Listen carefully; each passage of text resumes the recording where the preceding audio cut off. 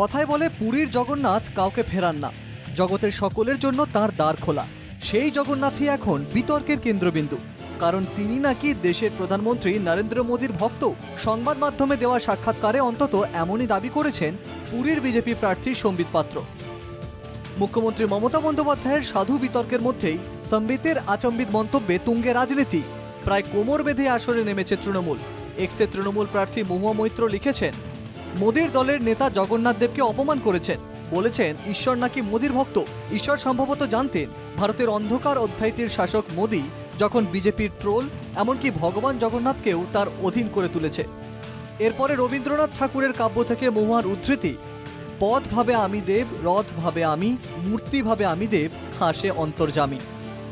কেবল মহুয়া নয়, নির্বাচনী প্রচারেও খোদ তৃণমূলের সর্বভারতীয় সাধারণ সম্পাদকের বার্তাতেও সেই জগন্নাথ।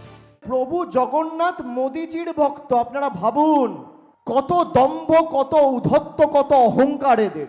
বাংলার মানুষকে অপমান করা থেকে শুরু করে ঠাকুরকে মোদিজির ভক্ত বানানো। সরব হয়েছেন কংগ্রেস নেতা রাহুল গান্ধীও। এক্সে তোপ রাহুলের, যখন প্রধানমন্ত্রী নিজেকে সম্রাট ভাবতে শুরু করেন এবং দেশ তাকে ভগবান রূপে বিবেচনা করে, তখন এটা স্পষ্ট যে পাপের লঙ্কার পতন আসন্ন। কোটি কোটি মানুষের বিশ্বাসকে আঘাত করার অধিকার কে দিয়েছে বিজেপি নেতাকর্মীদের? এই অহংকারই হবে তাদের ধ্বংসের কারণ। সম্বিতের মন্তব্যে সরব ওড়িশার মুখ্যমন্ত্রী নবীন পট্টনায়ক। এক্সে পট্টনায়ক লেখেন, মহাপ্রভু জগন্নাথ দেব গোটা বিশ্বের ঈশ্বর, আর সেই ঈশ্বরকে কোনো মানুষের ভক্ত বলাটা তার প্রতি অপমান। এই ঘটনা কোটি কোটি জগন্নাথ ভক্তের মনে আঘাত দিয়েছে, গোটা বিশ্ব জুড়ে ছড়িয়ে থাকা ওড়িয়াদের ভাবাবেগকে আহত করেছে। এক্সের সেই বার্তায় অবশ্য পট্টনায়ককে জবাবে ভাষণ দিয়েছেন সম্বিত। লিখেছেন, নবীনজি নমস্কার। আজ পুরীতে শ্রী নরেন্দ্র মোদীজির রোড শোর বিপুল সাফল্যের পরে আমি আজ একাধিক সংবাদ চ্যানেলে বাইট দিয়েছি। সর্বত্র আমি উল্লেখ করেছি যে মোদীজি শ্রী জগন্নাথ মহাপ্রভুর একজন প্রবল ভক্ত। ভুলবশত একটি বাইট দেওয়ার সময় আমি বিপরীত কথাটা বলে ফেলেছিলাম।